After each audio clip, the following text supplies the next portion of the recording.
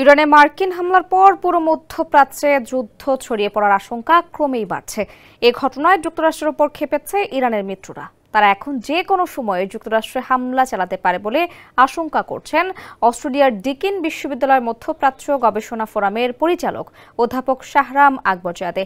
আল জাজিরাকে দেওয়া এক সাক্ষাৎকারে তিনি বলেন, ইরান স্পষ্ট করে জানিয়েছে তাদের জবাব দেওয়ার অধিকার আছে। তবে শুধু তেহরানের সিদ্ধান্তের উপর নির্ভর না করে এই অঞ্চলের অনেক ইরানি মিত্র ও ছায়া গোষ্ঠী নিজেরাই প্রতিক্রিয়া জানাতে পারে।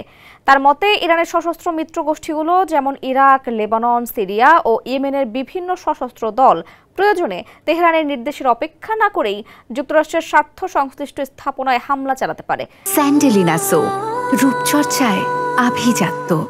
অধ্যাপক শাহরাম বলেন, এই অঞ্চলে এমন বহু গোষ্ঠী রয়েছে যারা তেহরানের আদেশ ছাড়াও নিজ উদ্যোগে যুক্তরাষ্ট্রের স্বার্থে হামলা চালাতে পারে।